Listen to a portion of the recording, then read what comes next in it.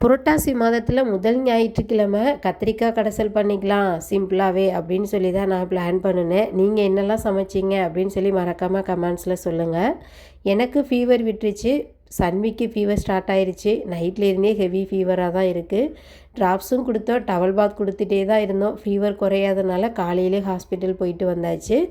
பாப்பாவுக்கு ட்ராப்ஸும் கொடுத்து அவங்கள கேர்லாம் கொடுத்து தூங்க வச்சுட்டு நான் சமைக்க வர்றதுக்கு 12:30 ஆயிடுச்சு.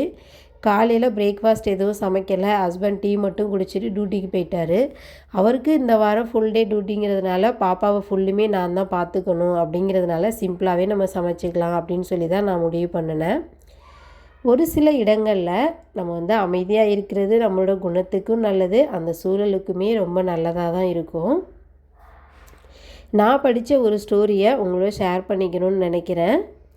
ஒரு கிராமத்தில் விலங்குகளுக்கெல்லாம் ஓட்டப்பந்தயம் வச்சுருந்தாங்களாம். அந்த ஓட்டப்பந்தயத்தில் கழுதைகள் கலந்துக்கிட்டதான் வித்தியாசமாக சிங்கத்தையும் ஓட்டப்பந்தயத்தில் கலந்துக்க வச்சுருந்தாங்களாம். சிங்கத்தோட உரிமையாளரும் சிங்கத்தை அழைச்சிட்டு வந்துட்டாராம்.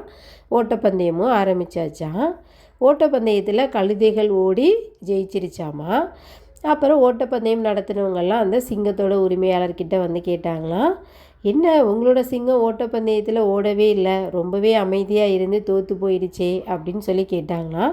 அதுக்கு அந்த சிங்கத்தோட உரிமையாளர் என்ன சொன்னாராம், இவங்களோட ஓடி என்னோடய சிங்கம் அதோட வீரத்தை நிரூபிக்கணும்னு அவசியம் இல்லை, அதுக்குன்னு தனியான ஒரு வீரம் இருக்குது, அதுக்கு தகுந்த இடத்துல அதோட வீரத்தை பயன்படுத்தி அது ஜெயிக்கும் அப்படின்னு சொல்லி சொன்னாராம்.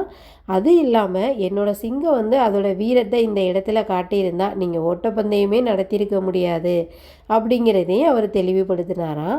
அதே போல் தான் நம்மளோட திறமைகளை எல்லா இடங்கள்லையும் வெளிப்படுத்தணும்னு அவசியம் இல்லை, நமக்கு தகுந்த இடத்துல நம்மளோட திறமையை வெளிப்படுத்தினா போதும். அதே மாதிரி ஒரு சில இடங்களில் அமைதியாக போயிடுறது நம்மளோட குணத்துக்கும் நல்லது, அந்த இடத்துக்குமே அந்த சூழ்நிலைக்கும் ரொம்பவே நல்லதாக இருக்கும்.